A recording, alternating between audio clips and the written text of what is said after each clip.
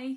A few weeks ago, I read you a book by one of the authors that I really like, and the book was called Straw, and the author's name was Amy Krouse Rosenthal.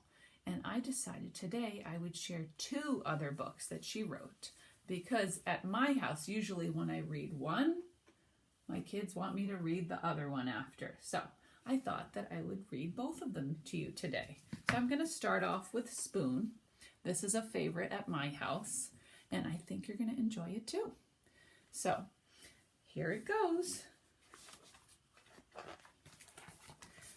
This is Spoon.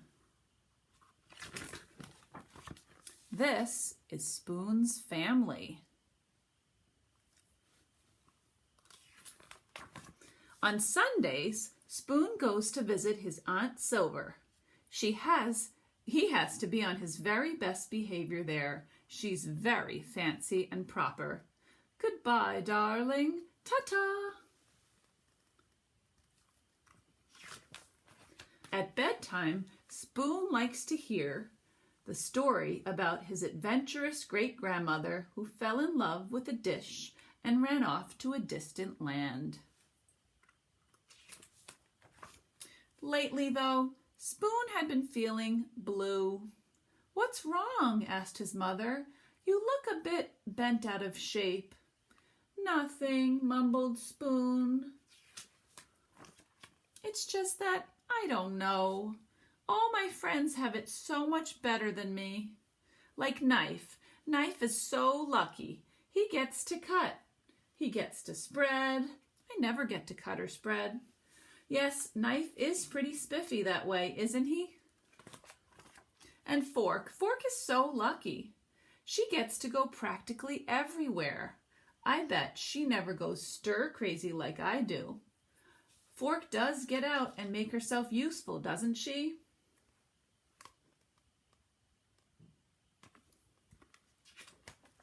And Chopsticks, they are so lucky. Everyone thinks they're really cool and exotic. No one thinks I'm cool or exotic. Those Chopsticks are something else, aren't they? Meanwhile, if only Spoon knew what his friends were saying at that very minute. "Spoon is so lucky," said Knife. "He's so fun and easygoing. Everyone's so serious with me. No one's ever allowed to be silly with me like they are with Spoon." Clang, clang, bang. "Spoon is so lucky," said Fork. "He gets to measure stuff. No one ever does that with me." "Spoon is so lucky," said Chopsticks. "He can go places by himself. We could never function apart."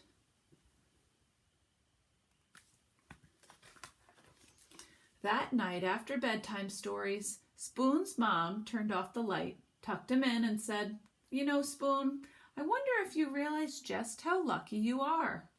Your friends will never know the joy of diving headfirst into a bowl of ice cream.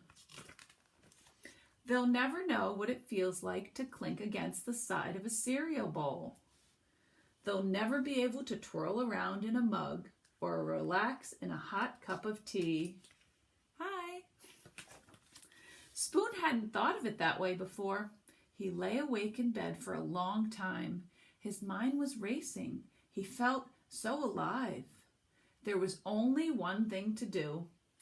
"I can't sleep. Come snuggle. Come, Spoon."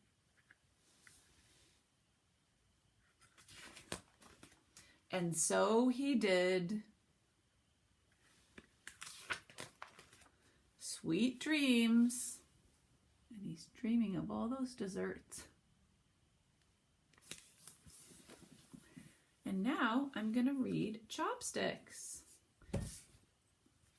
And on the top part of this cover page it says, "Not exactly a sequel to Spoon, more like a change in place setting."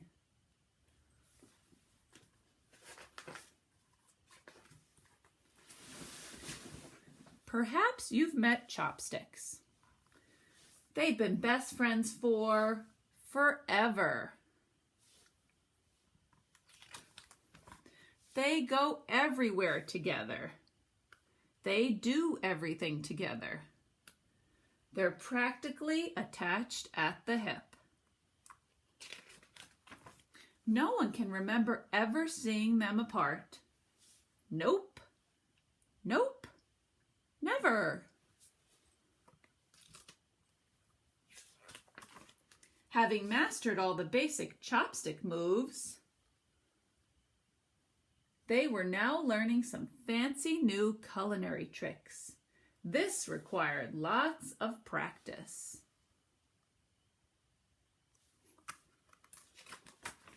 And that's how it happened. Just like that.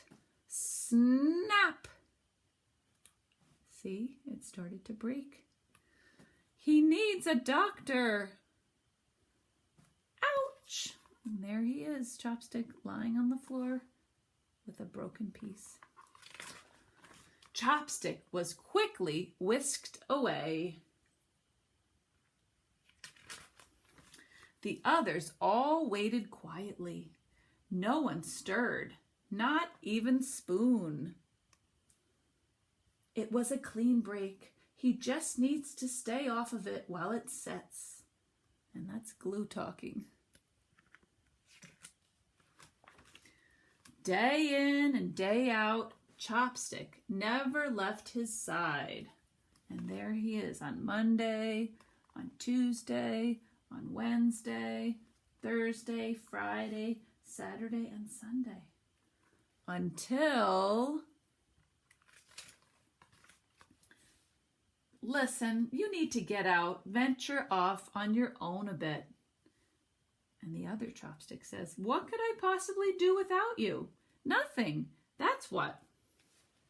You'd be surprised. Go, my friend, and then come back and tell me all about it. Go, chop, chop. At first, Chopstick was just plain stumped. Then slowly but surely, new and unusual ideas presented themselves. He began to see all that was possible. And over here he says, he shoots, he scores. And he hits a piece of Play-Doh into the container. How do I look? And the sugar packet says, sweet. You moved. No, I didn't.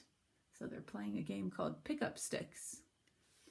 And over here, he's trying to jump over the book. And Spoon jumped over and says, whoa! Needs a few more minutes. Can you tell what Chopstick is doing there? Get a little clue by looking on the end of the chopstick and the hole in the muffin. Indeed, Chopstick had learned to stand on his own. And this changed everything.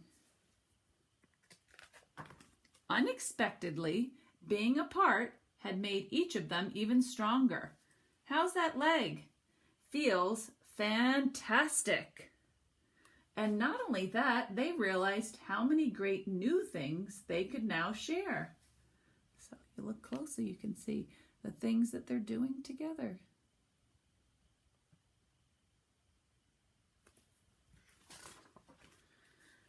Knife knew this revelation called for a toast. He was sharp that way. To Chopsticks, to standing on our own, and to sticking together. Well, I hope you enjoyed those two books. Like I said, at home, usually when I read one, I have to read the other. So I wanted to share them both with you today. I hope you enjoyed listening to them. Bye.